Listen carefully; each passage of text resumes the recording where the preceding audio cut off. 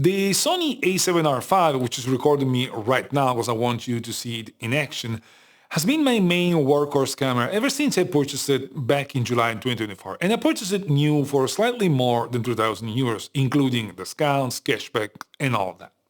The price factor is a pretty important one because if the camera was still at the $4,500 mark, that was the launch price, we wouldn't be having this conversation because I wouldn't have purchased this camera at all for that price. This video doesn't want to be a review, there's plenty of review and I would be a few years later, so it doesn't mean to be that. What this video is meant to be my user experience in more than a year of use as my main camera, and at the tail end of the video, I'm going to discuss my expectation, what I expect from the A7V based on my experience with the A7RV and other Sony cameras and based on what the market has pushed between the A7 IV launch and the A7V launch, which is supposed to be in a couple of weeks. Last but not least, if you've been following this channel, you know that I released a pretty similar video on the A7CR, which is the twin sister to the A7RV.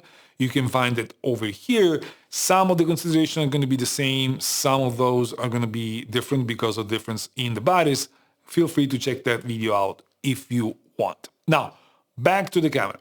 When it comes to the body, I find the body to be well designed. It is very well tailored to be a professional tool, but at the same time, I don't find it inspiring.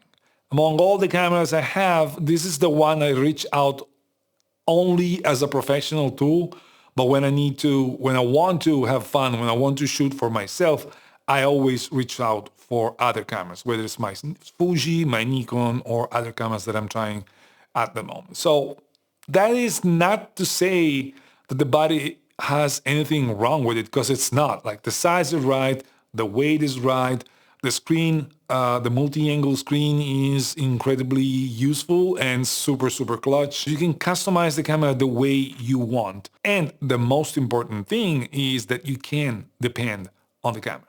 The camera never froze on me, the camera never let me down. We're going to discuss the autofocus later, but the camera is really a professional tool that doesn't let you down, gets the job done, and does get out of the way when you're trying to shoot. But nonetheless, it's not a fun camera to use. It's hard to explain until you try different cameras and you realize what is fun and what is just a professional tool. Going back to the price, the one thing that bothers me is that for the price, especially the asking price at launch, the rear LCD screen is way below par, way below where it should be. Basically, any camera that I've ever used has a better quality screen. It's not about the resolution. The resolution is fine. It's just the quality of the screen. It's hard to see when there's a bright light outside. It's not easy to tell whether you're in focus or not. You gotta rely on the autofocus. And for a camera that was launched at $4,500, that thing drives me nuts, because Sony does incredible screens on their phones, on their TVs. I don't know why they can't put a decent one on a almost flagship camera. This is not a flagship camera, but it's a very high-end camera. And this is even considering that the multi-angle mechanism is just the best mechanism around when it comes to allowing to use the camera for both video and stills without the screen getting in the way. Now, when it comes to the sheer image quality, what you get out of this camera is just spectacular. While the sensor is not new, it's been around this is the second generation that this sensor has been around, so we're talking about, what, 6-7 years or so, something like that. This is still probably, actually without probably, the best high megapixel sensor in the market right now for photography. You get incredible sharpness, resolution, dynamic range is really good despite the high megapixel count. It is decent at high ISO, although this is not its strongest suit, of course, due to the megapixel count. But in general, the flexibility that you get out of the sensor is just incredible. And when you pair it with the right lenses, it's magic. It's pure magic, because the image quality is just phenomenal. Now, as you probably know, I'm a Fujifilm shooter, I'm a Nikon shooter, and when it comes to color science, I definitely prefer those cameras to what Sony gives me. But after a year and a half or so, I'm finding my groove with it. I'm almost there with understanding how to get the colors that I want out of Sony. That being said, however, with other cameras, I get the colors that I want way, way easier. It's just a matter of getting used to it. It is a decision-making factor, but when you're talking about professional stuff, this gets a little bit less important compared to other features that we're going to discuss. And it's not that the colors are bad, it's just that they're different and you need to work on them a little bit more. Now, with such a high megapixel count, you should not expect a camera like this and a sensor like this to be the best when it comes to low light shooting, super low light shooting, or fast action stuff. And while high megapixel are acceptable considering the amount of megapixel that you have, considering the resolution that you have, when it comes to shooting fast subject, when it comes to shooting burst, that's where the high megapixel count, the sensor, shows its limitations the most. Because when it comes to burst shooting, this camera is limited to only 10 frames per second, but it's limited to 10 frames per second only with compressed lossy RAWs. Once you get to the higher quality RAWs, such as compressed lossless or uncompressed RAW, this comes down to 7 frames per second, and you basically can forget about shooting electronic shutter because not only you don't get any additional speed, but you get a very visible rolling shutter effect, which basically prevents you from using this camera with electronic shutter. If you're looking for a fast camera, if you're looking for a camera that it's supposed to be working well in super low light or for sports or wildlife, very fast scenario, you're not looking at the right camera. There are way better tools for the job around, even in the Sony lineup. But that being said, I got pretty good result with this camera, even in sport, even in wildlife.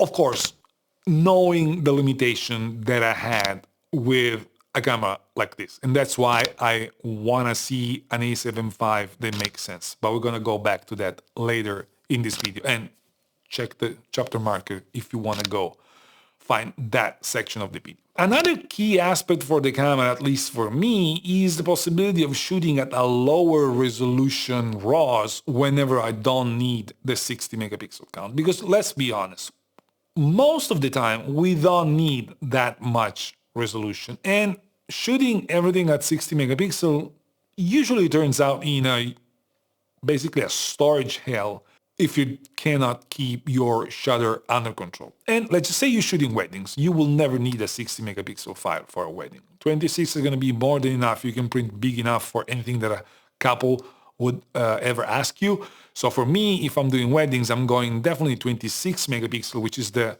middle range of the resolution that I can get, and then use the 60 megapixel only for those few shots that may end up being printed bigger or may end up being cropped a lot. If you know what you're doing, you can absolutely minimize the use of storage. And let's face it, weddings usually are thousands of shots, between 1,000 and 5,000. Depending on the way you shoot, you can shoot a lot of stuff on a wedding. Going from 60 megapixel to 26 saves a lot of storage. And doing that for dozens of weddings at the end of the season is going to make the difference whether you're purchasing new hard drives or not at every single season. So that is an important factor for me. And I'm not saying you should buy this camera to use it at 26 megapixels. It would be silly. But what I'm saying is that you have the flexibility of going on a lower megapixel count whenever you don't need the maximum megapixel. On top of that, the APS-C crop is 26 megapixel as well. So what happens is that whenever you're shooting and you need more reach, if you're shooting everything at 26 megapixel, you won't even notice the difference because with a click of a button, you just go to APS-C mode, you get more reach, and you get always a 26 megapixel file. So that is for me, it's a very important thing because otherwise my hard drive would explode at the end of every season. Now, when it comes to autofocus, we all know that with Sony, this is one of the biggest selling points, and the A7R5 is no different from that. While the autofocus is not the state-of-the-art anymore just because newer cameras have been launched, such as the A12 or the A9 III, those cameras, and other cameras from other brands I believe may be a little bit better than the A7R5. This is still incredibly reliable and fast, and you can definitely depend on it. It's one of the biggest selling point of Sony, and this camera falls exactly in that line. With the right lenses, the autofocus is just incredible.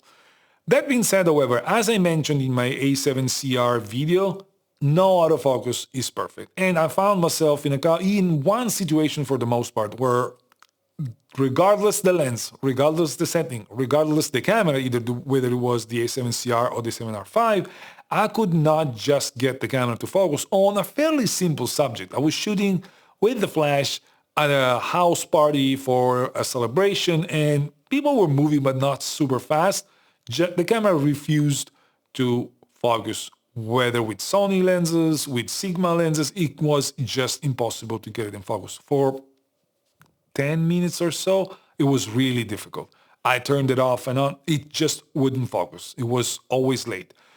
This is not to say that the autofocus sucks, because it doesn't, but this is to say that perfection is not of this world, and we should all come to accept that sometimes our cameras are gonna miss focus. And we need to know how to get something out of the situation, even if the camera is struggling. Now, as I mentioned, I've been using this camera as my main workhorse camera throughout this last year and a half for both stills and video. And you've seen the camera throughout this video because the camera is recording me. And while I expected the camera to be incredibly good for stills, where I was surprised was on the video side of the house, because this camera is not, at least on paper, the best tool to get video work done. But at the same time, when I started using it, I realized that it was way better than I expected. Now, let me start by saying that I don't care about 8K at all, to the point that I've never used it. This should be saying something about how much I care. But what I care the most is that all my cameras that I use for video have to give me a good 4K 422 H.265 10-bit. If a camera is capable of giving me that, I can use it for video. Otherwise, I'm never going to use it for video at all. And I was surprised about what I was getting with this camera. Now, before getting into more details, due to this low sensor readout, this camera is not capable of giving you 4K 120, which was to be expected, and the 4K 60 is a little bit cropped. To be honest, however, the crop that you get is 1.2 or something like that. It should be 1.2. It's less than the A7 IV, which was supposed to be a better hybrid camera, which gives you 1.5 crop at 4K 60. So that is already an advantage that didn't even put me in a position where I was looking for an A7 IV. And yes, if you're looking at the specs, the 4K 30, the 4K 60 that you get out of this camera are not oversampled.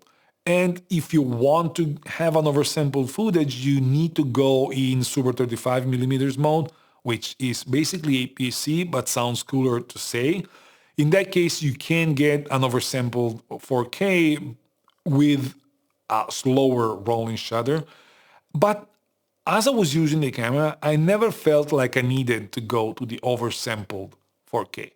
This is because the video was good enough for my use that I didn't feel the need to limit myself to APS-C just to get a little bit more sharpness out of the video. And when I was using that, it was only because I needed a little bit more reach, but not because I needed a better image quality. I like the flexibility that I have, for example, compared to Nikon, where I can choose the megabit per seconds that I want in my videos. I have less options that I have on Fuji, but I have way more than I have on on Nikon. That doesn't give me any option at all.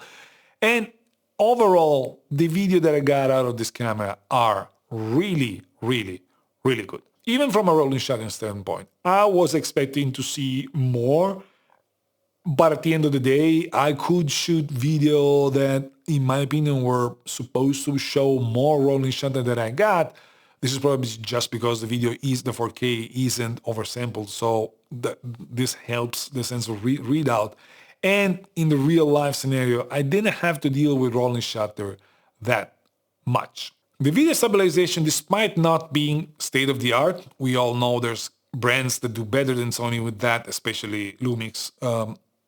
It's still good, and especially paired with the active stabilization, gets you pretty decent results. Of course, it's not gimbal-like, but it's decent. And you always have the option to use Catalyst browser to get it stabilized afterwards. It's something that I tried only once. It slows me down. It's not the way I like to shoot, but it's there. If you want it, you can use that as well. And even from an autofocusing standpoint, once the camera locks on a subject, it never leaves it. It's very reliable.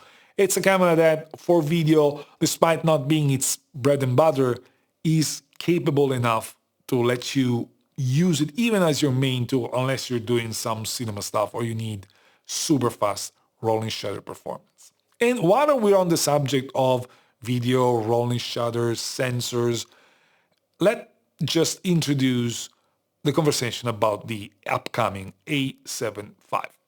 Based on my experience on this A7RV and based on what we currently know, thanks to the huge work that Andrea Pizzini is doing at Sony Alpha Rumors, we know that the body is basically going to be the same as the A7RV, which for me personally is a good thing because since I am going to get this camera, I'm sure almost 99% that I'm going to get it, having the same body helps with the muscle memory. And also the presence of the multi-angle screen is going to be a selling point in and on itself together with the newest autofocusing algorithm. So we know that this stuff is coming. And we also know that the camera is going to have a 33 megapixel sensor, which is the same resolution as the A7 IV.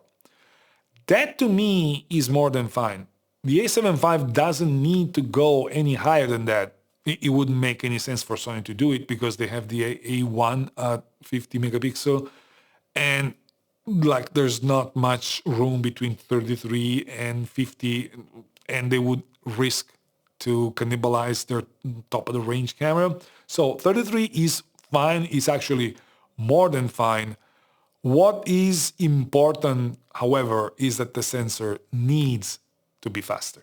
There's no way that they can put the same sensor speed as the A7 IV in a camera being launched in 2025.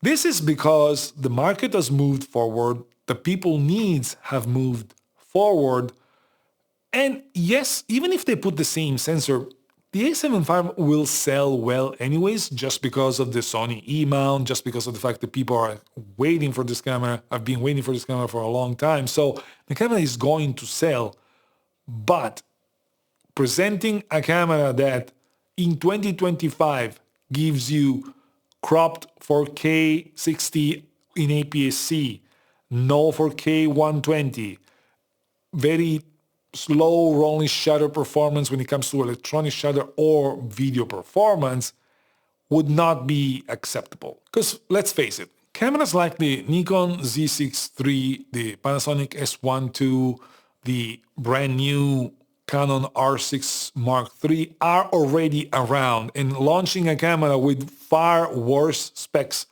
after those cameras have been launched would be super underwhelming for everyone waiting for the A7V. The sensor doesn't necessarily need to be stacked or partially stacked, but it needs to be faster. And with faster, I mean not only providing 4K 60, 4K 120, even with a crop, lower rolling shutter in video, but also increasing the burst speed. I think 10 FPS mechanical are fine. I don't think they're going to change the shutter mechanism, so I believe that is going to stay. Of course, if they got up to 15, it would be better, but I don't expect that to happen. But at least they need to be able to get to something like 20 frames per second in electronic shutter with a usable electronic shutter. And one of the key features that needs to be there is the pre-shooting in RAW, because we know Nikon does it, but only in JPEG, which makes it basically unusable. The pre-shooting is a very niche thing. Not all of us use it, but those sports, wildlife, action photographers are gonna love that feature, and that feature is becoming basically standard in all the cameras around the $3,000 price range, they cannot launch a camera without that feature. Besides that, I don't expect the A7V to outperform the Canon R6 in every aspect. And I don't think it needs to do that in order to sell well. But it needs to be close enough for people not to complain about buying a camera that is already old by the time they purchase it. I don't expect OpenGate to debut on Sony mirrorless cameras with this one. That is probably coming with an FX3 Mark II and then come down to the other cameras later. I don't expect internal RAW. I don't expect top-of-the-line stabilization. I don't expect incredible audio feature like the Nikon ZR with the 32-bit float. I don't expect any of that. But I expect a camera that it's solid, that at least gives the vast majority of people a substantial increase over the A7 IV. From a price perspective, if they make a camera with a faster sensor and the body of the A7R5, meaning getting us 4K 60, non-cropped, 4K 120 with a little bit of crop, faster shutter speed, faster rolling shutter, and all of that, and pre-capture, then I see the camera being sold pretty much at the same price as the Canon R6 Mark III, maybe $100 less just to prove a point. If, on the other hand, the only improvement is just the body and giving the A7RV body to the A7 IV sensor, meaning an FX2 in an A7RV body, they cannot sell that camera for the same price that cameras like the R6 Mark III have. If they go that route, the camera will be way, way overpriced. So I believe that if they go that route, the camera has to be sold around $2,500 or something like that, because it would be basically putting parts together that they already had, almost no R&D, nothing that would justify a higher price. Now, when it comes to me, I will 99% end up buying the A7V just because I need a second body. Now, I want, even if it costs me more, I want to see the top-end version of things that I mentioned, just because that would make it my main camera, leaving the A7RV as my studio camera or landscape camera, only stuff that I need the high megapixel for. But even if it's the lower-end camera, even if the A7V is the lower-end camera that I mentioned, I will probably end up purchasing it because I need a second body. I am curious to know what you think about what's coming up with the A7V, but also what do you think about the A7R5 and all the things that we've discussed throughout this video. That is definitely it for today. As always, thank you for watching. Grazie, ciao, and I'll see you in the next one.